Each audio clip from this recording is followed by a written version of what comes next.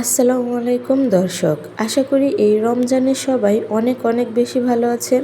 আজকে আপনাদের করে দেখাবো ঝটপট মজাদার ভিন্ন স্বাদের এবং মচমচে চিকেন পাকোড়া। বিকেল কিংবা সন্ধ্যার নাস্তায় অথবা মেহমানদারিতে সমানভাবে চাই।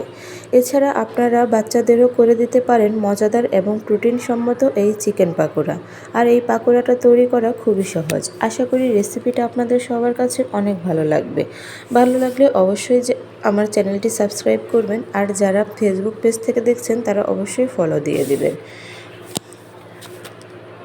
তাহলে চলুন আমি এই পাকোড়াটা কিভাবে বানাচ্ছি। আজকে এই চিকেন পাকোড়াটা তৈরি করার জন্য আমি এখানে হাড় ছাড়া মাংস নিয়েছি প্রায় 250 গ্রাম।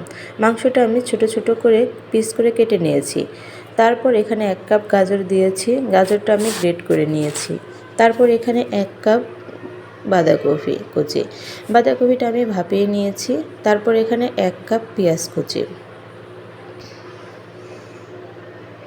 তারপরে এখানে 7-8টা কাঁচামরিচ কুচি করে নিয়েছি। একটা ডিম ফেটিয়ে এর ভেতরে দিয়ে দেব।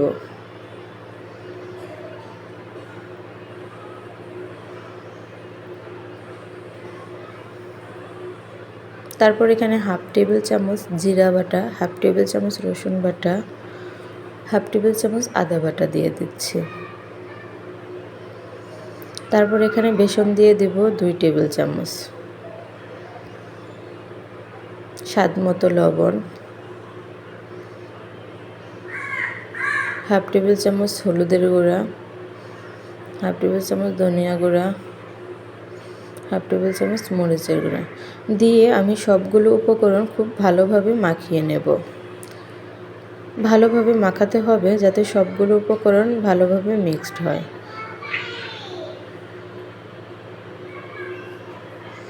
দেখে মনে হচ্ছে আমার আর একটু বেসন লাগবে, কারণ এখনও আঠালো ভাবটা আসেনি। এজন্য আমি আবারও বেসন দিয়ে দিচ্ছি 2 টেবিল চামচ। এরপর আমি ভালো করে মাখিয়ে নেব। বেসনটা আমার আর লাগবে না, কারণ আঠালো আঠালো ভাবটা চলে এসেছে। যখন আঠালো আঠালো একটা ভাব চলে আসবে তখন আমি পাকোড়াটা করার জন্য পাকোড়ার যে আকার ভাজবো আমি ওই আকারটা করে নেব। দেখতে পাচ্ছেন খুব আঠালো হয়ে গিয়েছে, আর এইভাবেই তৈরি করতে হবে। এরপর আমি চুলাতে একটা কড়াই বসিয়ে দিয়ে পরিমাণ মতো তেল দিয়ে দিচ্ছি। তেলটা গরম হয়ে আসলে আমি একে একে পাকোড়াগুলো ভেজে নেব। একটু খুন্তি দিয়ে নেড়েচেড়ে দিচ্ছি যাতে নিচে লেগে না যায়। এরপর আমি দেখব তেলটা গরম হয়েছে কিনা। আমার তেলটা গরম হয়ে গিয়েছে। এরপর আমি পাকোড়া একে একে ভেজে নেব।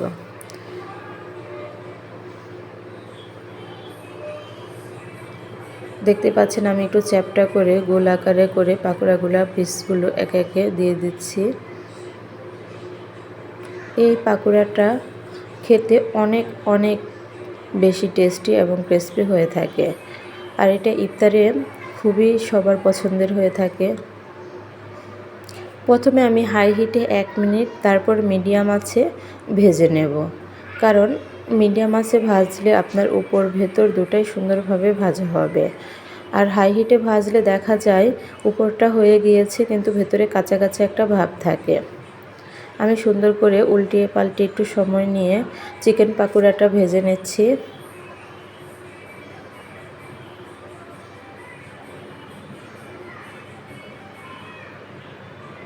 দেখেন কি সুন্দর ফুলকো ফুলকো হয়ে গিয়েছে চিকেন পাকোড়াটা।